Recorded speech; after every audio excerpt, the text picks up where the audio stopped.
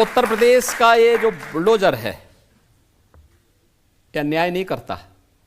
उत्तर प्रदेश के new infrastructure का प्रतीक है। और ये जो नया इंफ्रास्ट्रक्चर हमारा है, एक्सप्रेसवे का, नए एयरपोर्ट का, नए हाईवे का, इंटर स्टेट कनेक्टिविटी का, ये जो न्यू इंफ्रास्ट्रक्चर है, इसके मार्ग में जो अतिक्रमण होगा तो बुलडोजर से ही हटेगा ना। ये माफिया और इन लोगों के द्वारा जो भी अतिक्रमण किया गया था, उस अतिक्रमण को बहुत शीघ्रता के साथ वो हटाता है, और हटाता है तो इनको पीड़ा होती है, और उनके आकाओं को उससे ज्यादा पीड़ा होती है। एक पीड़ा उत्तर प्रदेश के कुछ वकीलों को भी है।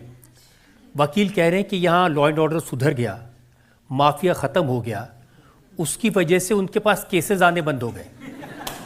तो उन्होंने कहा कि ये एक वीडियो देखा मैंने, वो कह रहे हैं योगी जी थोड़ा सा क्राइम तो चलने दीजिए, थोड़ी हमारी भी इनकम हो जाए। देखिए, अधिवक्ता समाज देश का नेतृत्व वर्ग है और उनके पास कार्य के लिए बहुत सारा समय है। वकालत के साथ साथ अभी तो उनके पास अगर कार्य करेंगे तो जो पेंडेंसी है न्यायालय की, न्यायपालिका की, इसको आगे बढ़ाएंगे तो अगले 10 वर्ष के लिए कार्य होगा। 10 वर्ष के बाद तब तक इतना समाज सेवा का काम करें कि पॉलिटिक्स में भी वह पीढ़ी फिर से आए जैसे देश की आज़ादी के दौरान देश के अधिवक्ताओं ने लीड लिया था। और मुझे लगता है कि वह सामर्थ्य हमारे अधिवक्ता समुदाय के पास है और वो कर सकता है। एक सवाल और ले सकते हैं हम ब्रेक से पहले? हाँ, पहले के उत्तर प्रदेश में और योगी जी के उत्तर प्रदेश में क्या अंतर है?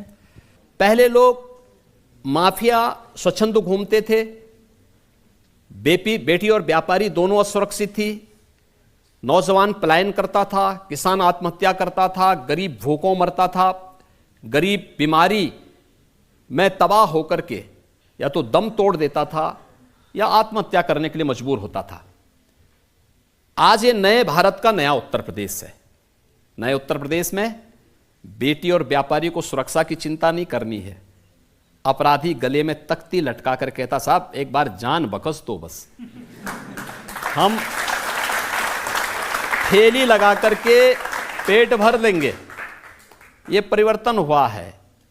नए उत्तर प्रदेश में जो बड़े बड़े माफिया थे, जो पहले सत्ता का संचालन करते थे, जिनके सामने मुख्यमंत्री खड़ा हो जाता था, जिनको मुख्यमंत्री अपने सरकारी आवास में बुला करके महिमामंडन करता था, आज वही माफिया जब पुलिस का सामना होता है, जिसके पहले पीछे पीछे पुलिस दौड़ करके उसको सैल्यूट करती थी, जिसकी भैंस को ढूंढने के लिए पुलिस की कई टीमें लगती थी, आज जब पुलिस का सामना उससे होता है तो उसकी पैंटें गीली हो जाती हैं और वे लोग कांपते हुए दिखाई देते हैं, जान की भीख मांगते हैं, कहते हैं साहब बस हमें यूपी से बाहर कर दो, हम लोग दूसरे राज्यों में रह जाएंगे। कांग्रेस ने तो किया था ना ये सब काम, और समाजवादी पार्टी भी यही करती रही।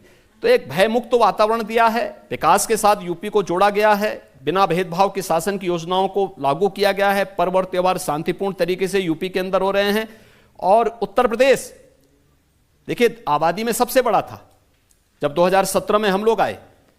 उत्तर प्रदेश देश की 6ठी अर्थव्यवस्था थी, और आज मुझे बताते हुए प्रसन्नता है कि उत्तर प्रदेश देश का रेवेन्यू सरप्लस स्टेट है और नंबर 2 की अर्थव्यवस्था है। सबसे तेजी के साथ आर्थिक क्षेत्र में बढ़ता हुआ राज्य है।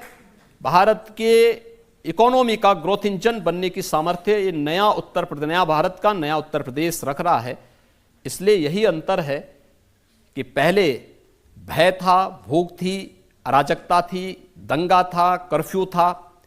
आज भयमुक्त वातावरण है, विकास है और हर चेहरे पर खुशहाली लाने का एक बेहतर प्रयास है।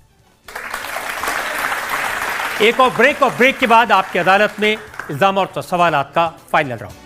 जेल से बेल पे छूटने के बाद अरविंद केजरीवाल जी कितना हमलावर रह पाएंगे, पहले अपना शुगर कंट्रोल कर लें।